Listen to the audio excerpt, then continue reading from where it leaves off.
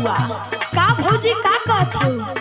कहो दिन भर गुलिया डंडा खेलला से होई तो का करी भौजी, काहे नाराज होत हो? नाराज ना होई हो। हई देखो ना बहरा जा जा के हमर का हाल भइल बा, का दशा भइल बा, तोहके कुछ पता बा? अरे का हो गइल भौजी, बतावा ना। सुना सुनाव। हो गइल करिया जाके बहरिया,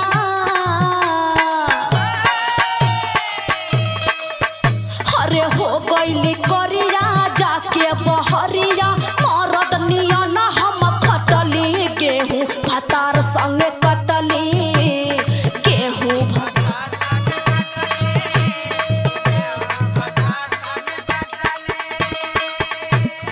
अरे हे भौजी, हाँ। जब कटहर का खोआ तू खइबू अच्छा तो पछलका का हो? सुना हमार बात। सुनाबा। गेहूं तू बेची बेची गहना गढ़ावलू, गेहूं तू बेची बेची गहना गढ़ावलू, नामे खोलवलू खाता त ये भौजी काहे दुखाता?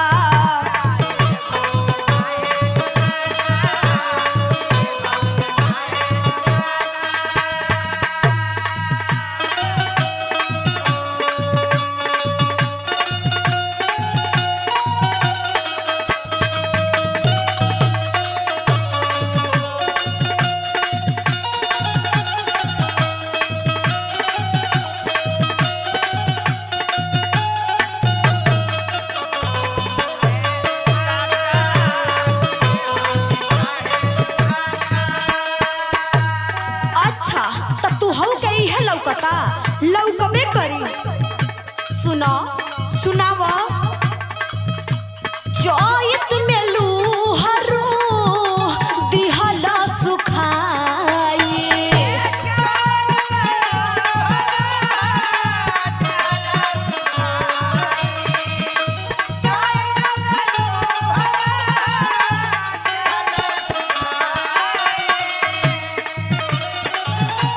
नैहर का सुख सब गइले भुलाई,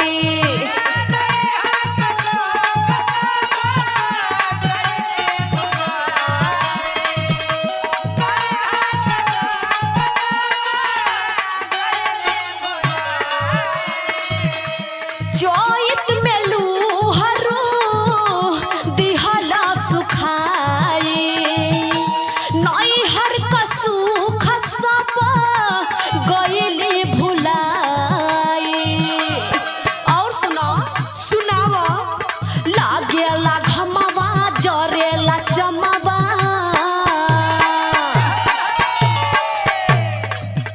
अरे लागेला घमवा जरेला चमवा, कामे से तब ना हटली गेहूं भतार संगे कटली गेहूं।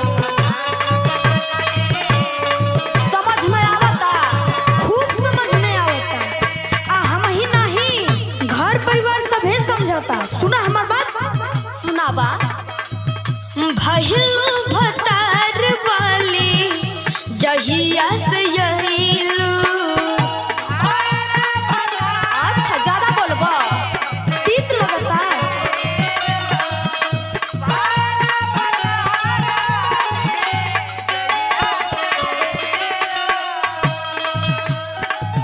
सासू ससुर के सबके कहब में कइलू, और ऐसा बात ना बा।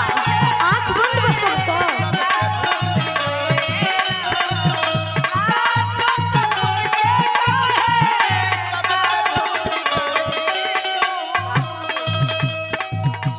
भइलू भतार वाली जहिया से यइलू, सासू ससुर के सबके काबू में कइलू, हमरे तू हाथावा पे ना थमावलू,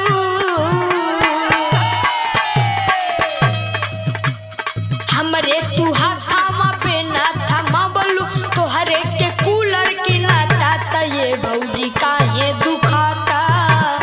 ए भौजी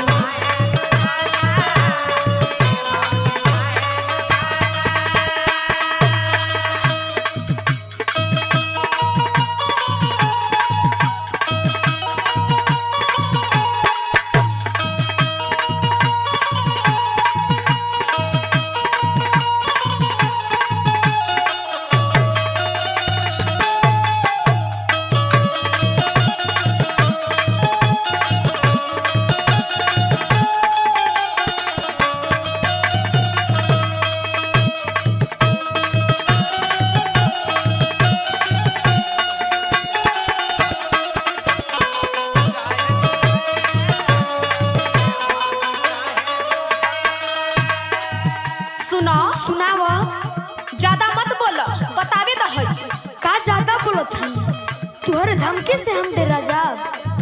अच्छा देवर हवा तो देवर नियन रह। तो तू हो भौजाई हऊ तो भौजाई नियर रह। हमार बात सुना। सुनावा। सुगरिम देवर ऐसे बोला ना बोले।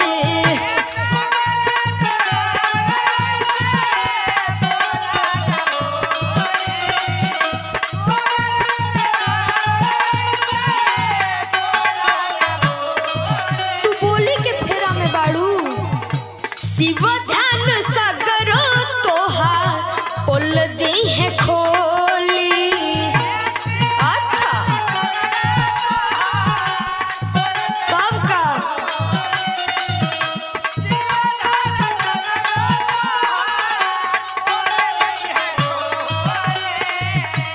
सुगरिम देवर ऐसे बोला ना बोले। शिव ध्यान सगरो तोहार बोल दी है खोली। अंगुरी धरत में धैलू कलाई।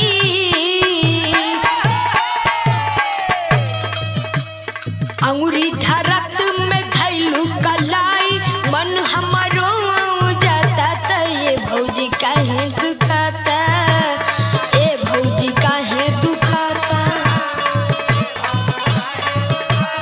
हो गईली करिया जाके बहरिया मरद नियन हम खटली। गेहूं भतार संगे कटली। त ये भौजी काहे दुखाता। गेहूं भतार संगे कटली। त ये भौजी काहे दुखाता। गेहूं भतार संगे कटली। त ये भौजी काहे दुखाता। अरे चल के जितना करतानी उतना तू कर।